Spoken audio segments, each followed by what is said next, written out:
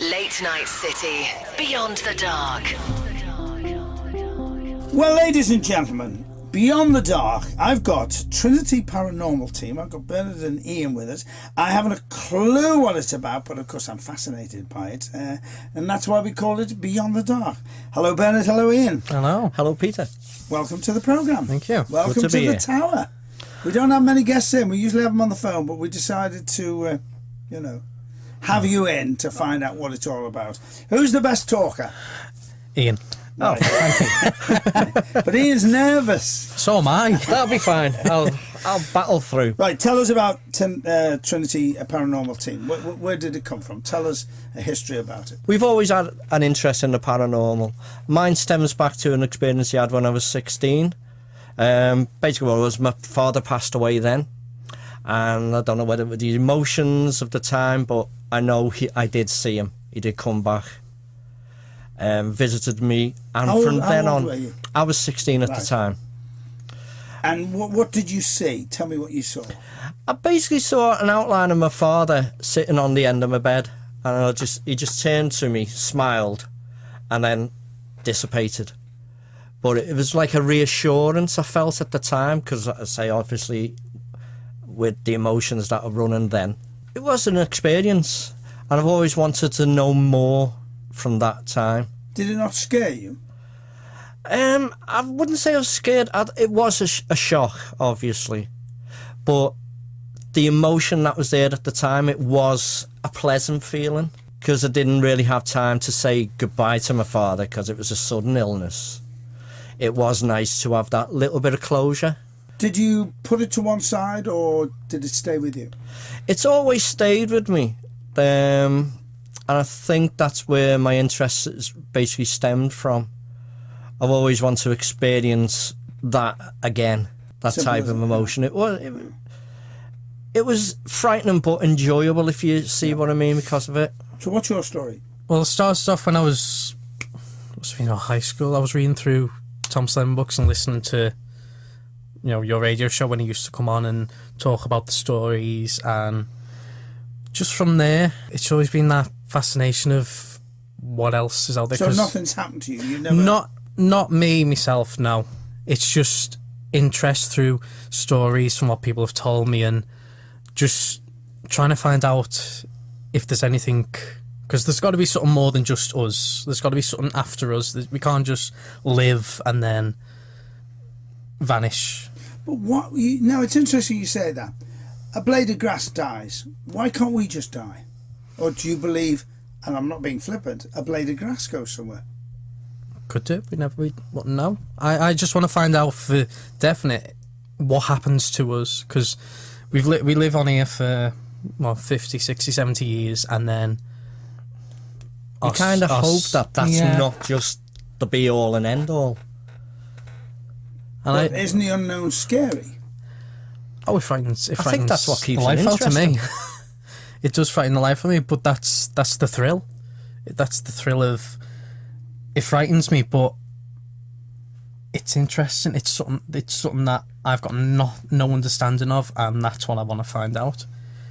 So how did you two get together?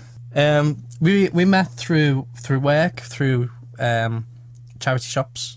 We used to manage charity shops, and that's how we've come together. And then we found out we had this interest of paranormal and ghosts, and then it just went from there. We just booked on an event, and then basically got hooked into it. Yeah, it's kind of like our drug, wasn't it? It was like in a way, it's like an adrenaline. Yeah, because you are always searching. You always want to see a bit more.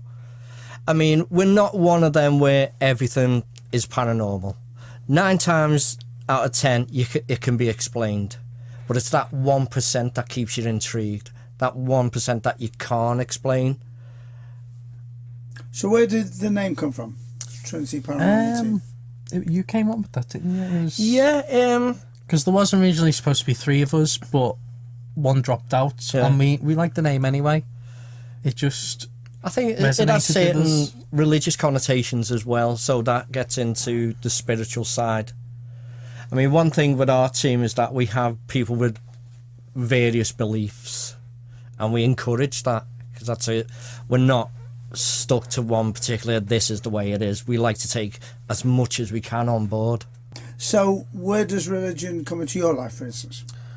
I am born a Catholic. I was christened a Catholic, and I do go to church sometimes, but it's never really been something that's important for me. Well, where's it tied up with paranormal in your life? For me, it's the spiritual side.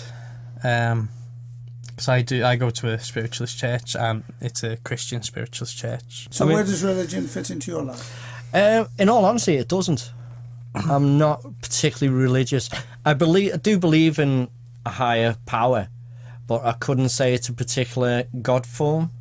Do you believe in this high power being part of the spiritual world? I do. I think it's all connected. I do believe in that. Well, I'd like to, because as I say, I mean, I don't really just want my life to be this and then stop. Why? I think it comes down to, does it make your life, I wouldn't say futile, but whatever you do, there's no real aim. I mean, unless you make a difference. So what's the aim when you're dead? To another life? Good point. I mean, what is the point of any of us being here if we're going to talk like that? So why would we go on to another plane? I suppose it all depends on your belief system anyway, because, I mean, it's if there's a heaven, you go there. If you believe in reincarnation, you eventually come back. See, I'd never knock anyone's personal religions. Oh, no would I. Everyone's entitled to their belief, but I'm trying to get to the bottom of who you both are, why you are getting involved with Trinity Paranormal team. Now, you go to a spiritual church, you're a Catholic. What do you get from the spiritual church? For me, it brings a comfort. Ever since I've gone, I've just felt at ease. I felt like it's my place, where I belong. I know they give off messages, but I just like to see other people as well, their reactions to when they're being told something personal about their family, or something that no one else in that room would ever know. Do you ever question it? I do. Yeah, I always wonder how do you know something that personal? How have you got that information? We've had psychics on the show that believe everybody has psychic powers. And right now it's very fashionable to be a psychic, or very fashionable to go ghost hunting. It is huge business these days. So I always question everything. Yeah. So what do you do with it? What's it all about? To be honest, go to the point you just made there. Yeah, sure. I mean, we tend to debunk as much as possible. Right. We're not one of them. If there's a noise, if there's a creak, oh Lord, it's a spirit. We'll go in, we'll investigate, we'll find rational explanations for it. Yeah, we don't jump to conclusions, do we? We don't make our guests think, oh, there's a tap on the wall, that's paranormal. It could be there's something. Could be anything. Could be there's a mouse in the wall and it's eating away at the wall. Well, mainly, yeah, because a lot of places we investigate are kind of derelict. So you've got to take that into account, that the building itself is going to make noises. Now, you say you investigate. How do you go about it? Right, you come to the tower, what do you do? You're here to investigate.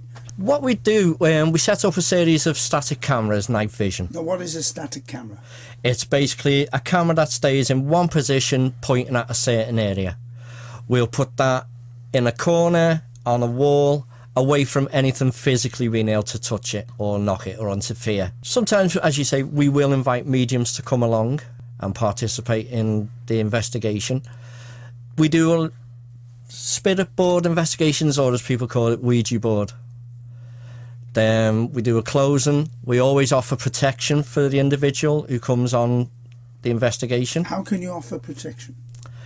Well, that's more of a spiritual side that Bernard does. Yeah, it's more like a spiritual protection. So it'll enforce their energy around them. So it'll just ground them really, and just so nothing will. And where does this come from? I learnt this through a medium I know. He helped me develop it and use it on the investigation. It's as you say, everyone's got a certain psychic ability. So you're telling me Bernard's got a psychic ability? I'd say more empathy. Yeah. Because he picks up emotions. Whereas you're more... You've seen things, whereas I haven't. Yeah.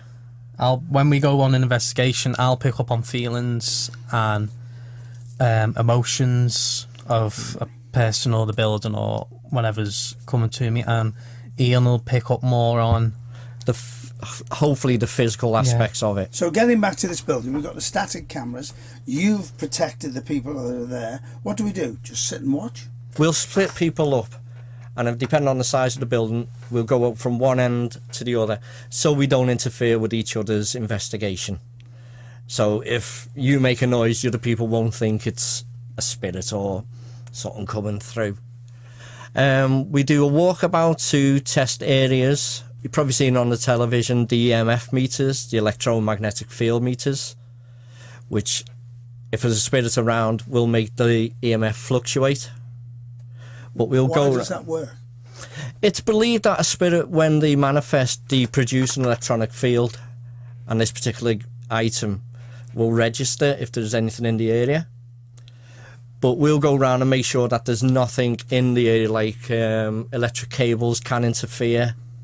So we'll make sure that there's nothing there that's going to trigger these and then come into the investigation. Let me stop you there. Bernard, I've got to ask this question, and feel free to join in as well, Ian. I'm told by many spiritualists, mediums, that you never go near a Ouija board, that they are the most dangerous thing, that you open doors that you can never close. What do you say to that? I think if used responsibly, it's just another form of communication for them. How can it be used responsibly if it is a dangerous weapon? See, now, we've never had a problem with that. We've always treated it with respect. We never entice. We never aggressively try and find something to come out. We'll open it up properly. We'll introduce ourselves and everyone around, whoever wants to go on it. We don't force anyone on it. And we'll introduce each other just so they know who we are. We'll politely just say we are coming with respect. We want to communicate with you. If you do want to communicate with us, that's brilliant. If not, then let someone else come on. But we've never encountered. I think if you use it responsibly, as I say, I mean, you're not aggressive, you're not disrespectful to any spirits that come through. You always say at the end of it, you close it down properly and say thank you to the spirits for actually being there and communicating with you. I mean, it goes to the protection. I believe that you can actually, you can protect yourself with your beliefs. But if it is a higher being, and if they do exist, surely they have far more power than you two, or any of us. Well, I suppose that is a possibility.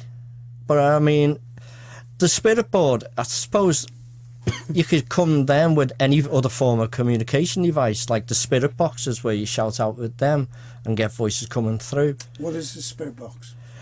It's basically a piece of equipment that runs through white noise frequencies, radio signals, basically. And spirits are allegedly supposed to be able to communicate through these boxes. Now, that to me then is quite similar to a spirit board, because you're still communicating with a spirit. So what's the difference between using one of them and a Ouija board?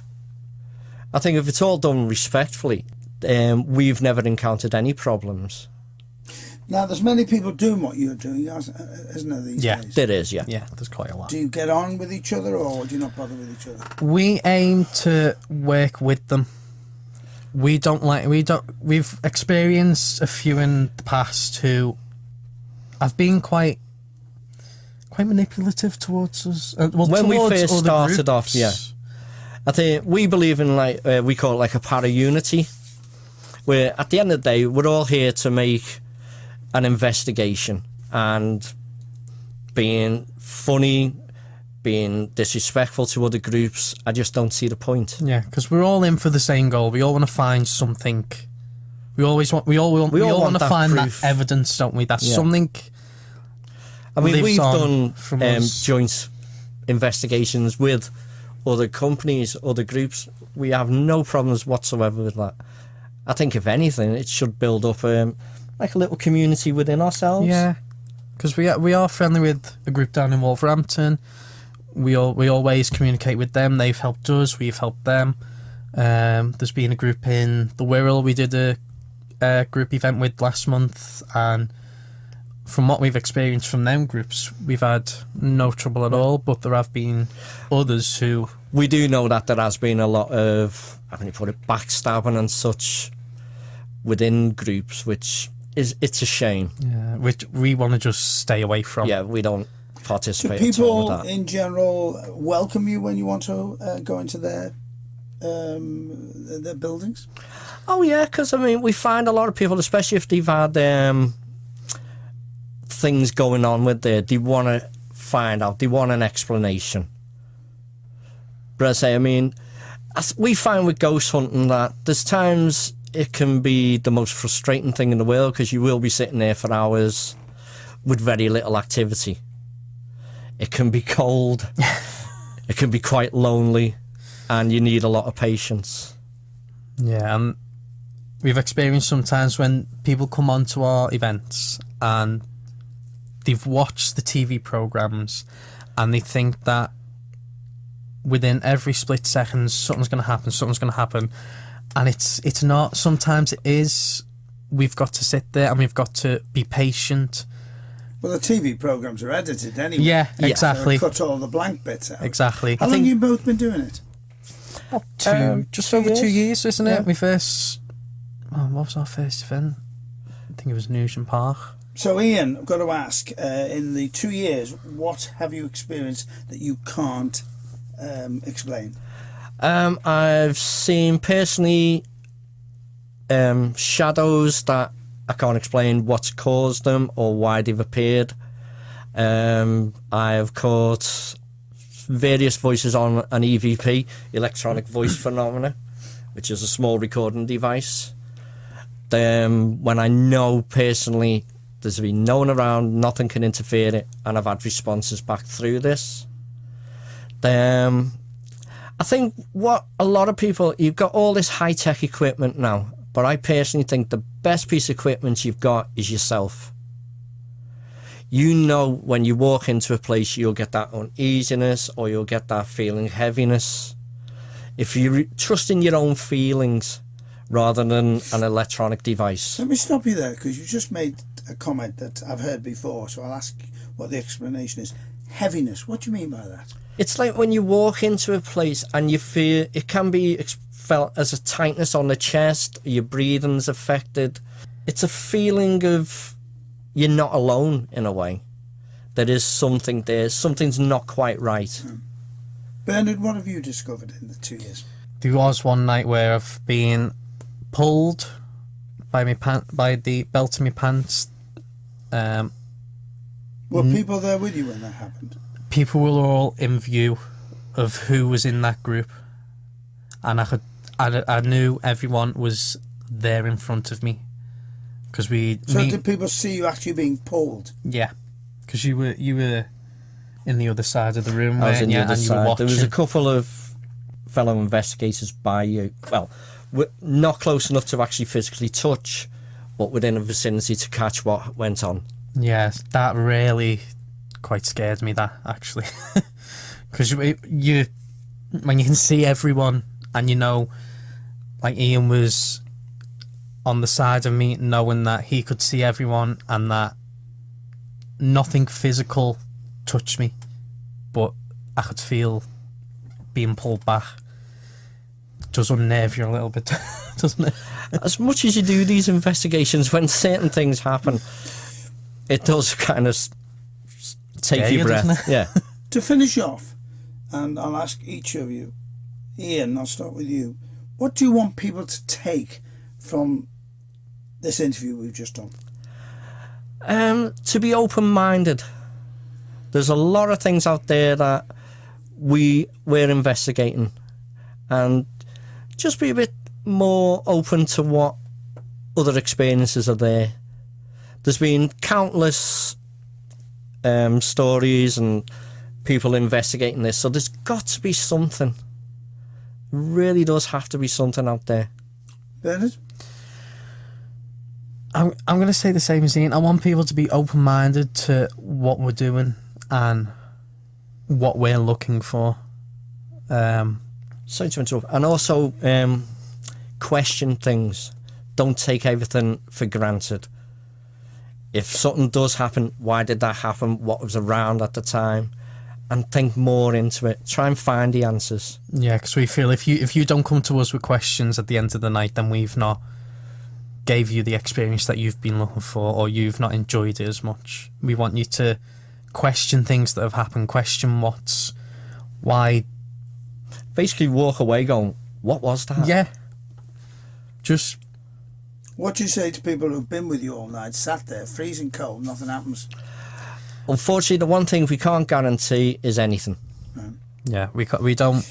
We've fake been anything, in do we? places that have reportedly had amazing nights, and we've sat there and come away with a creak. It's just, unfortunately, that's the way it goes. Ian, how can people find out more about Trinity Paranormal team? Well, we have a website. By all means, visit that, and it'll have a list of our events, and then go into details about our team members and stuff. Yeah. We also do private events if people don't want to come on an event for that. The private event is if they want their house investigating and such, like we can go in, take them, do an investigation, and then if they feel they need to take it further, we can pass them on to people with our evidence. Bernard and Ian, the Trinity Paranormal team, thank you for joining us. Thank you very Peter. much.